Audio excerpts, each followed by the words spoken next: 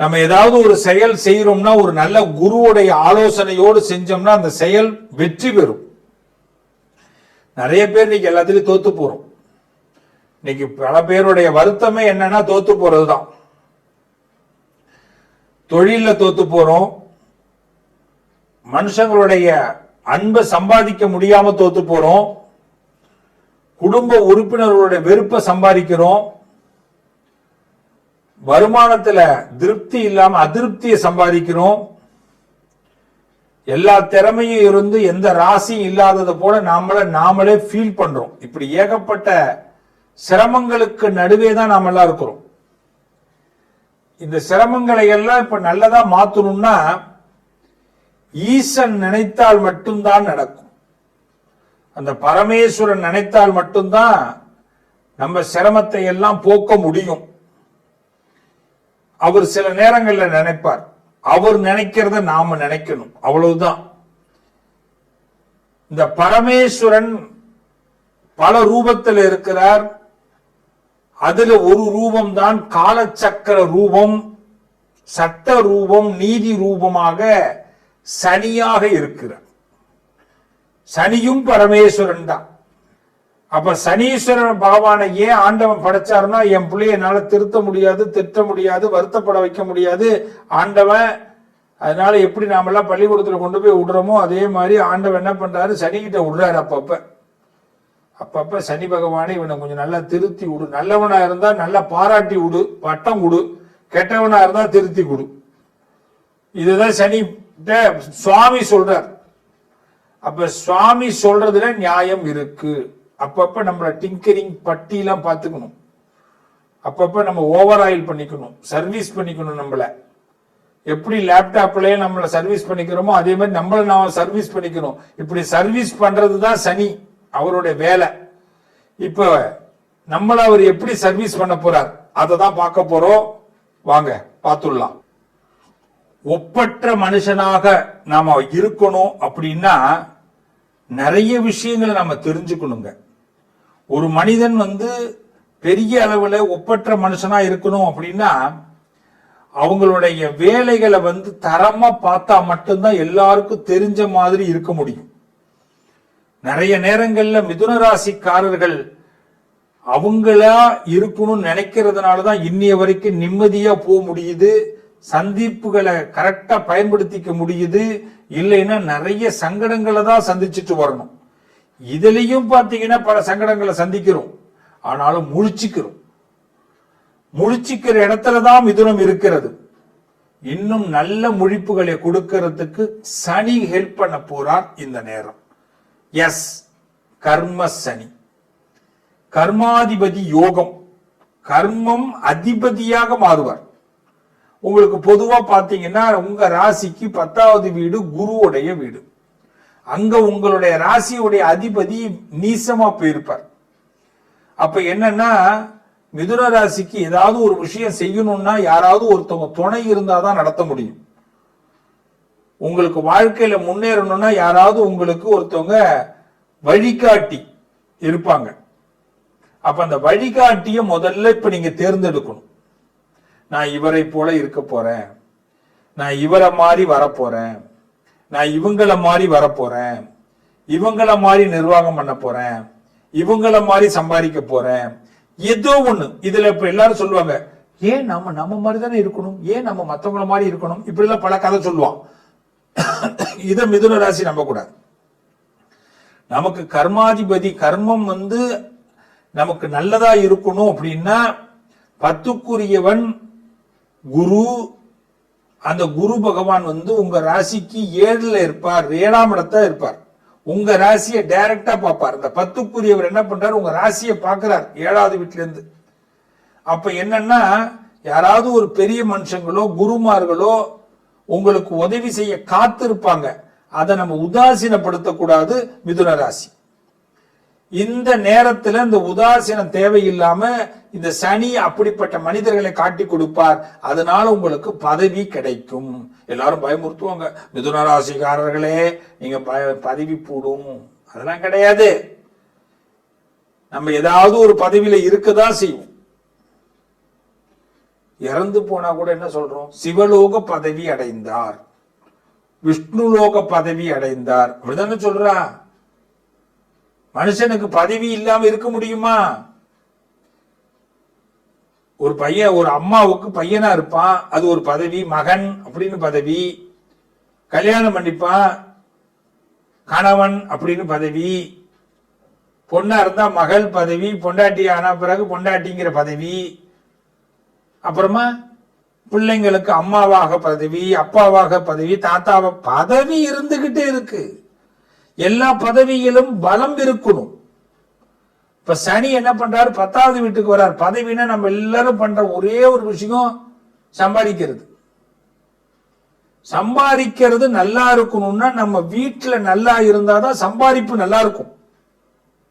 இது எத்தனை பேர்? ஒரு அருமையான நண்பர், ஒரு நகைக்கடை அதிபர் ஒரு பேசியிருக்கார், ஒரு இடத்துல பேசியிருக்கார், ஒரு நகைக்கடை அதிபர் பேசியிருக்கார், ஒரு நண்பர். அந்த பேச்சை நான் கேட்க வேண்டிய ஒரு காலகட்டம் வந்தது. கேட்டேன், ரொம்ப மெய் சிலிர்த்து போனது. அவர் சொன்ன ஒரே ஒரு வார்த்தை, நான் என் வீட்டுக்குள்ள போகும்போது என் வீடு சந்தோஷமா இருக்கும், வீட்டுல இருக்கிற நபர்கள் சந்தோஷமா இருப்பாங்க, அவங்க நல்ல கணக்கு போடுவாங்க, நல்ல வீட்டை தூய்மையா வச்சிருப்பாங்க, அது மட்டும் இல்லாம நல்ல மனுஷங்களா நல்ல கணக்கு போடுவாங்க, நல்ல சிந்தனைகளோடு இருக்கிறாங்க, அதுதான் என் வளர்ச்சின்னு சொன்னார் பாருங்க. சத்தியமான வாக்கு. அந்த நகைக்கடை அதிபருக்கு நான் இப்ப இந்த நேரத்துல பாராட்டு தெரிவிக்கிறேன். இதுதான் பெரிய விஷயம். இது ஒரு மேடையில பள்ளிக்கூட பிள்ளைகளுக்கு முன்னாடி பேசுறார். எவ்வளவு பெரிய சந்தோஷம். அப்போ ஒரு வீட்டுக்குள்ள போகும்போது வீடு நமக்கு பிடிச்ச மாதிரி இருந்ததுன்னா ஒரு மனிதனுக்கு அங்கேயே வாழ்க்கை ஆரம்பங்க இல்லையா? அப்ப மிதுன ராசி, இப்ப பதவினா என்ன நினைச்சுக்கிட்டு இருக்கோம்? நம்ம வகிக்கக்கூடிய பதவியில் எல்லாரும் ஒரு பதவியில இருக்கிறோம். அப்ப இருக்கிற இடத்தை சந்தோஷமாக்கணும், இருக்கிற இடத்தை பிடிச்ச மாதிரி ஆக்கணும், இருக்கிற இடத்தை நமக்கு தெரிஞ்ச மாதிரி ஆக்கணும். இப்ப மிதுன ராசிக்கு சவால் தான், நான் இல்லைன்னு சொல்லல. ஆனா நமக்கு நடக்கிற ஒரு தவறை யாரோ ஒருத்தவங்க காட்டி சும்மா இருக்கிறத விட நம்மளே அதுக்கு காரணமா இருக்கிறோமே ஒரு விதத்துல நினைச்சிட்டா நம்ம அந்த தவறை உடனடியாக மாத்தி கொள்ள முடியும். ஆக மிதுன ராசிக்கு இது கர்ம பதவி, கர்மஸ்தானம், கர்ம சனி. சோ பதவி கிடைக்க போகுது. கல்யாணம் ஆகாம இருக்கீங்களா? கணவன் மனைவிங்கிற பதவி கிடைக்க போகுது. குழந்தை இல்லாம இருக்கீங்களா? உங்களுக்கு பெற்றோர்ங்கிற பதவி கிடைக்க போகுது. பதவியில இருக்கிற சூட்சமம் தெரிய போகிறது. பிசினஸ்ல டவுனா இருக்கீங்களா? அந்த பிசினஸ் நல்ல வேகமாகி நல்ல முதலாளிங்கிற பதவி கிடைக்க போகுது. ஏன் பிசினஸ் நல்லா வருதுன்னா முதலாளி நல்ல முதலாளியா இருப்பார். ஒரு இடத்துல ஒரு பெரிய கடை, அந்த கடையில வேலை பார்க்கறவங்க எல்லாம் அந்த முதலாளியை பார்த்து என் முதலாளி நல்லா இருக்கணும்னு வேணா மட்டும்தான் அந்த முதலாளி நல்லா இருக்க முடியும். வேலை பார்க்கறவங்க எத்தனை பேர் அது மாதிரி வேண்டுவான்னு நினைக்கிறீங்க?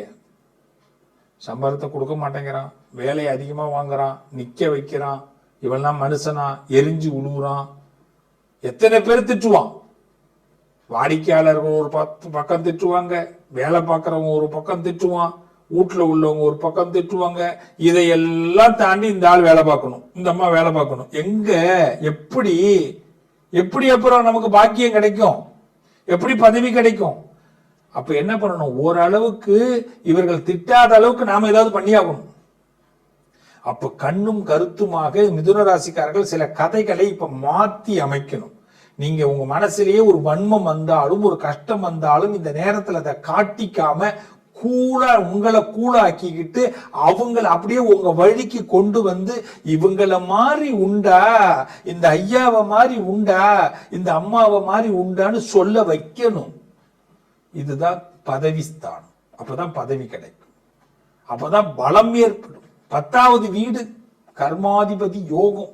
சனி இந்த புத்தியை இப்ப கொடுப்பார். செயல்படுங்க, வெற்றி பெறுவீங்க. நிறைய நல்லது நடக்க போகுது. பயந்து நிக்க வேண்டாம். பணம் கிடைக்கிற நேரம், பலம் பெறும் நேரம். இந்த பரிகாரம் போது எல்லாரும் பண்ற ஒரு பெரிய தப்பு என்ன தெரியுமா? யாருக்கு தெரியாம போய் பண்ணிட்டு வரோம். அதுதான் தவறு. அங்கதான் பிரச்சனைகள் முடிய மாட்டேங்குது. பரிகாரத்துல கூட 4 பேருக்கு சொல்லிட்டு செய்ய சொல்லல, தெரிஞ்சு பண்ணுங்க. என்னைக்குமே ஒரு மனுஷன் வீட்டுல ரொம்ப சந்தோஷமா இருக்கேன் அப்படிங்கறத நம்ம ஸ்டேட்டஸ் போடுறோம். அதனால பல இழப்புகளை சம்பாதிக்கிறோம். அப்பப்ப சில ஸ்டேட்டஸ சோகமா வைங்க, அப்பப்ப சில வருத்தங்களை பதிவு பண்ணுங்க ஸ்டேட்டஸ் மூலமாக, நண்பர்களுக்கு, சொந்தக்காரவங்களுக்கு, தெரிஞ்சவங்களுக்கு எல்லாம். அப்ப குடும்பத்துல மத்தவங்க எல்லாம் ரொம்ப சந்தோஷப்படுவாங்க. என்னைக்குமே நல்லா தெரிஞ்சுங்க, உங்க உறவு தான் நீங்க கொஞ்சம் கீழே இறங்குனா சந்தோஷப்படும். உங்க உறவுகள் தான் நீங்க வருத்தப்பட்டா சந்தோஷப்படும். உங்க உறவுகள் தான் பினான்சியலா நீங்க டவுன் ஆனா ரொம்ப சந்தோஷப்படுவாங்க. உங்கள் உறவுகள் தான் உங்க வீட்டில் ஏதாவது தேவை நின்று போயிட்டுனா ரொம்ப சந்தோஷப்படுவாங்க. அப்போ உறவுகளை எப்படி சந்தோஷப்படுத்தி பார்க்கணும்னா ரொம்ப சிம்பிளா சொல்றேன். நீ கஷ்டப்படுற மாதிரி, வருத்தப்படுற மாதிரி, வேதனைப்படுற மாதிரி அப்பப்ப பாவலா காட்டு, அவெல்லாம் சந்தோஷப்படுவான். அதுல உனக்கு வந்த கஷ்டம் போயிடும். இதுதான் 12 ராசியும் செய்யணும். யாருக்கு யாரும் இழிச்சவங்க கிடையாது, இழைச்சவங்க கிடையாது. என்னைக்கு ஒரு மனுஷனை ரொம்ப நம்புறோமோ அவன் நம்மளை ரொம்ப சுரண்ட போறான்னு அர்த்தம், வேதனைப்படுத்த போறான்னு அர்த்தம். அப்பப்ப அவனுக்கு நம்ம கொஞ்சோண்டு திருப்தி ஏற்படுத்தணும். விட்டுட்டேன், கொஞ்சம் லாஸ் ஆயிடுச்சு சார் அப்படின்னு சொல்லணும். என் பொண்டாட்டி என்னை திட்டா, என் புருஷன் என்னை திட்டா, கடிச்சு புட்டான்னு கூட சொல்லுங்க, தப்பு இல்லை. என் ஃப்ரெண்டு என்னை ஏமாத்திட்டான், என்ன பண்ண, என்னடா சோகமா இருக்கேன்னு எவனாவது வாரம் ஒரு தடவை உங்களை கேட்கணும். என்னடா வருத்தமா இருக்கேன்னு கேட்கணும். ஏன் சார் இப்படி ஆயிட்டீங்கன்னு கேட்கணும். ஏன் சார் உங்களை ஏமா இப்படி டல்லா இருக்கிறே அப்படின்னு கேட்கணும். ஏமா பொலிவிழந்து போயிட்டேன்னு கேட்கணும். இப்படி கேட்க தூண்டுங்க. என்னடா இப்படி எல்லாம் பேசுறேன்னு நினைக்கிறீங்களா? அவங்களுக்கு ஒரு சந்தோஷம், நமக்கு அதுல ஒரு ஆனந்தம்.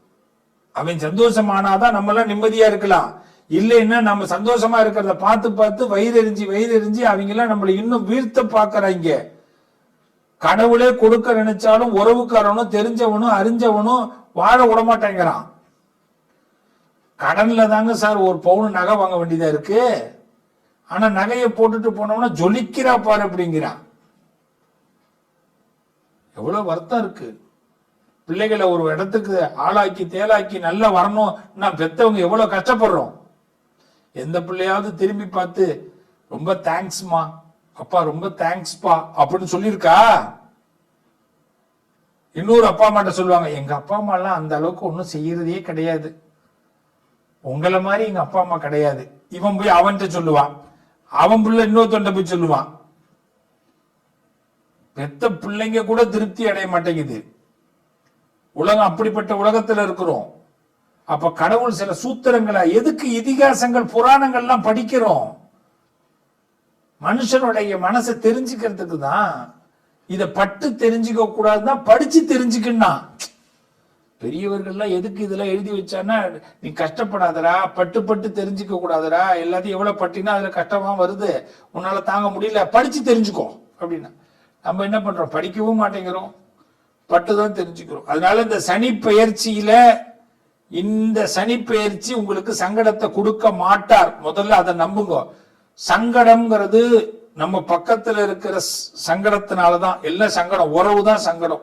அது எந்த உறவு வேணாலும் நீங்க வச்சுக்கோங்க, அதான் சங்கடம். யாரு மேல அதிகமா நம்பிக்கை வைக்கிறீங்களோ அது சங்கடம். யாரு மேல அதிகமா பணத்தை கட்டுறீங்களோ அது சங்கடம். இனிமே சங்கடத்தை எல்லாம் பார்த்து சமாளிங்க.